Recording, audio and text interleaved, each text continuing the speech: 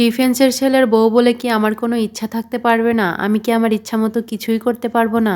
একজন প্রবাসীর বউ বা একজন সিভিলের বউরাও মানুষ আর আমরাও মানুষ।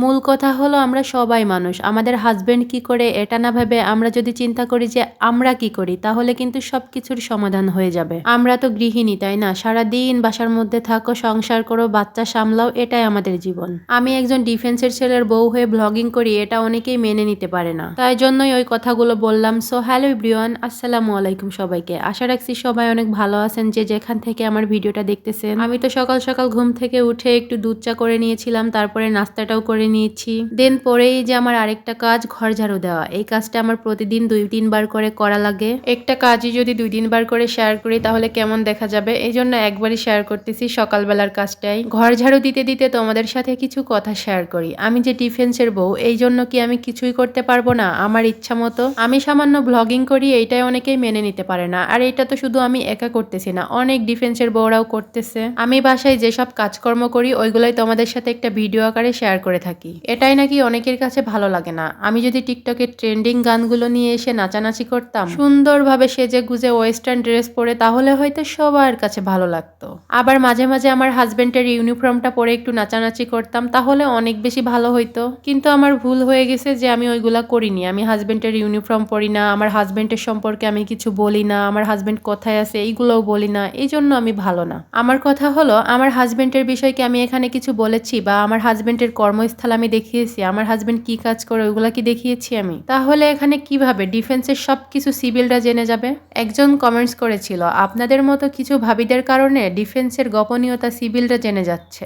এখন আপনারাই দেখেন, আমি যদি কোয়ার্টারে থেকে ভিডিও করতাম তাহলে একটা কথা ছিল যে কোয়ার্টারে কি কি থাকে এগুলো আমি দেখাচ্ছি। আমি ভাই বাইরে বাসা নিয়ে থাকি, এখানে সিভিলরাও থাকতে পারে, আমরাও থাকতে পারি। আর এখানে তো আমি আমার হাজবেন্ডকেও দেখাই না, তাই না? হাজবেন্ডের কার্যক্রম, হাজবেন্ডের যাবতীয় কিছুই তো আমি দেখাই না, তাই না? তাহলে এখানে তো আমাদের গায়ে কেন লাগে? আমি মূলত আমাকে শেয়ার করি, আমার কাজগুলো শেয়ার করি, আমার হাজবেন্ডের কিছুই শেয়ার করি না আমি। এটা তোমরা ভুল ভাবো। যাই হোক, তোমরা আবার কিছু মনে করো না। আমি কিছু কিছু মানুষকে বলেছি যারা আমাকে মেনে নিতে পারে না। আমি আমার পুরো ঘরটা সুন্দর করে ঝাড়ু দিয়ে ময়লাটাও উঠিয়ে ফেলে দিয়েছি, তারপরে রান্না করতে আসছি। অফ ক্যামেরাতেই শাকগুলো কেটে নিয়েছিলাম, এখন এই যে সুন্দর করে ধুয়ে নিচ্ছিলাম। আজ হচ্ছে পালং শাক রান্না করব তেলাপিয়া মাছ দিয়ে, ওই জন্যই সুন্দর করে আগে ধুয়ে রেখে দিচ্ছিলাম। আর একটু মাংসও রান্না করব, মুরগির মাংস। ফ্রিজ থেকে মাছটাও বের করে ভিজিয়ে রেখে দিয়েছিলাম, এখন সুন্দর করে ধুয়ে হলুদ লবণ মাখিয়ে তারপরে হচ্ছে ভেজে নিব।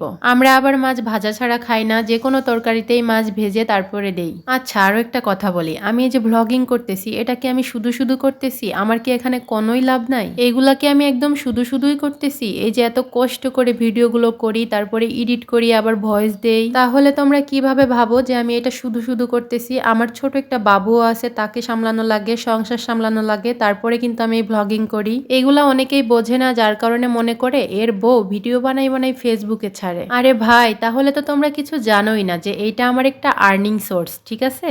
আজকে তোমাদের একটা হালকা টাচ দিলাম যাতে করে তোমরা একটু হলেও বুঝতে পারো আর ভুল না বোঝো। আচ্ছা, আরো একটা কথা বলি, আমার হাজবেন্ডের ফুল পারমিশনে আমি এটা করি, সে সম্পূর্ণ পারমিশন দিয়েছে আমাকে, কিন্তু একটা কথা বলেছে, আমি খারাপ কিছু করতে পারবো না, যেটা খারাপ দেখা যাবে সেটা আমি করতে পারবো না। এখন আমার কথা হলো, এখানে আমার হাজবেন্ডের কোনো সমস্যা নাই, সে আমার সব ইচ্ছার মূল্যায়ন করে। সে প্রথমত রাজি না থাকলেও পরে আস্তে আস্তে ঠিকই রাজি হয়েছে, কারণ এখান থেকে আমার কিছু উপার্জন হয়। কিছু বলতে তার উপার্জনের থেকে আমার উপার্জন অতটাও কম না, ঠিক আছে? এখন আমি একটা কথা বলি, এইটা করতে আমার খুব খুব বেশি ভালো লাগে, ওই জন্যই করি। তোমাদের যদি দেখতে ভালো না লাগে তাহলে তোমরা দেখো না, স্কিপ করে চলে যাবা। এক কথাই, ভালো না লাগলে দেখো না, স্কিপ করে চলে যাও, সোজা কথা। একটা মানুষকে যে সবার ভালো লাগতে হবে এরকম কিছুই না, ঠিক আছে? একটা মানুষের চাল চলন, চলাফেরা, কথাবার্তা সবার কাছে কিন্তু ভালো লাগবে না। কিছু মানুষ পছন্দ করবে, কিছু মানুষ পছন্দ করবে না।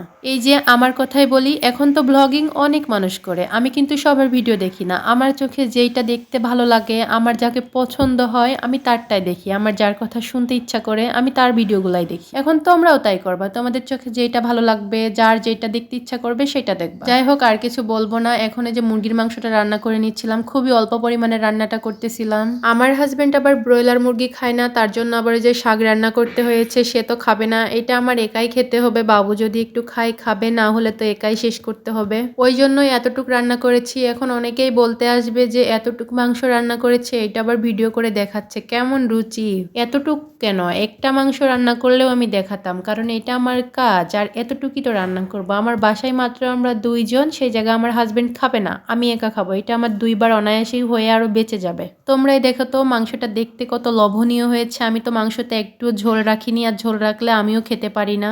একদম ভনা ভনা টাইপের করেছিলাম। তারপরে তো গোসল করব, তার আগে ভাবলাম এই বেসিংটা একটু সুন্দর করে ধুয়ে রেখে দেই, অনেকদিন ডিপ ক্লিন করা হয় না। আজ একদম ডিপ ক্লিন করে ফেলবো, ওই জন্যই ভাবলাম যে গোসলের আগে করি, তাহলে এটা করে আমি গোসলটাও করে নিতে পারবো। প্রতিদিন তো কত রকম কত কিছু শেয়ার করি তোমাদের সাথে, এই জন্যই আজ ভাবলাম যে এগুলা কাজ তোমাদের সাথে শেয়ার করা হয়ে ওঠে না, তাড়াহুড়োর উপরে করা হয়, ওইগুলাই আজ তোমাদের সাথে শেয়ার করব। এদিকে আমার হাজবেন্ডও বাসায় ছিল না, এই জন্যই ভিডিওটা নিয়েছিলাম। আর তার সামনে আমি কখনোই ভিডিও করি না, সে যখন বাসায় না থাকে তখন আমি নিরিবিড়ি একা একা ভিডিওগুলা করি। আবার এই যে ভয়েসগুলা কিভাবে দেই জানো, যখন সে বাসায় থাকে না, ডিউটিতে থাকে, তখন নিরিবিড়ি একা একা বসে বসে আমার মনের ভাবগুলো তোমাদের সাথে প্রকাশ করি। আর আমি না কারোর সামনে ভয়েস দিতে পারি না, আমার হাজবেন্ডের সামনেও না, খুব আনইজি লাগে আর অনেক বেশি লজ্জা লাগে।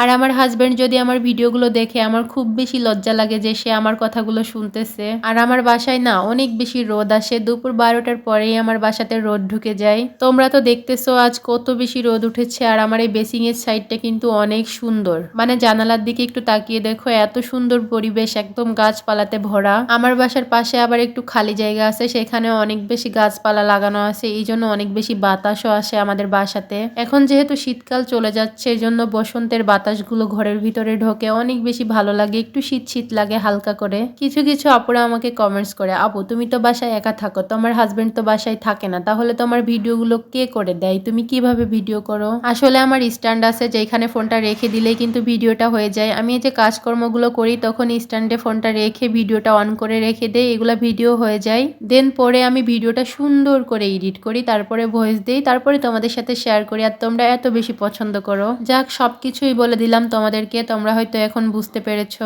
বেসিংটাও ধোয়া হয়ে গেছে, তারপরে নিচে একটু পানি পড়ছিল, ওটাই মুছে রেখে দিচ্ছিলাম। আজকের ভিডিওটি এই পর্যন্তই, দেখা হবে নতুন কোনো ভিডিওতে। আল্লাহ হাফেজ।